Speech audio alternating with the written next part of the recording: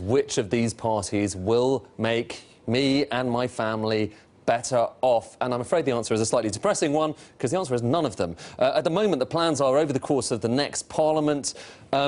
Tax and benefit changes mean that there's going to be a 1.5% fall overall, so in the overall net income. That's your income, basically, after tax and benefits have been taken into account. These are on IFS numbers. Now, the Lib Dems' plans mean there'll be a slightly smaller fall. The Conservatives, about the same size fall, and Labour, a bigger fall, about a 2% fall over the course of the next Parliament. But, of course, it differs depending on how much you earn, which income group you're in. So, for instance, in the poorest, so the bottom 10% of earners, you can see there is the biggest fall of all. So, under existing plans, that's the dark blue bar, it's down by about 9 and a bit percent. The Tory plans would keep that more or less the same. Labour a little bit less, and the Lib Dems are actually the best of all for the lowest income families. That's because they're getting rid of the freeze on working age benefits.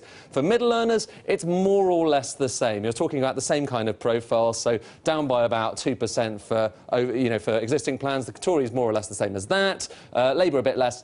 The Lib Dems a little bit less than that in terms of the fall on your incomes. And then for the top 10%, actually, this is where there is actually a small rise for the richest under the Conservative plans, and you can see Labour would kind of involve a bigger fall in those the incomes of the top 10%. That's because of their big tax rises on those earning over £80,000. But the broad principle is clear. It is the poorest who will have the biggest fall in their incomes over the next Parliament, whoever wins this election. Let's have a look at some of those policies, though. So, for instance, when it comes to health, we know that health spending has been rising kind of gradually over the course of the last few years.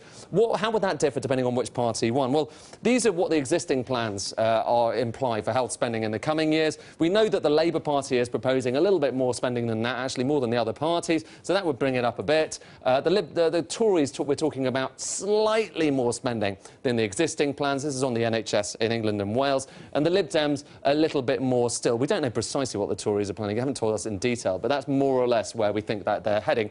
The striking thing here, though, is when you compare this with where spending would have been had it not been for austerity in the first place, which is to say all of the parties are well shy of where the long-run average would have seen spending going up by. Similar story as well when we look at schools. So this is per-pupil spending plans in schools. You can see they went up quite sharply over the course of the previous government, actually the Labour government there. There's been a bit of a cliff edge, a bit of a plateau, rather, at the top. And the plans are for per-pupil school spending to come down. The Conservatives would more or less improve that in the coming years, but it would still be lower. Labour would keep it kind of at that plateau, and the Lib Dems would be a little bit below that. The point, though, is that you're not continuing to see a rise.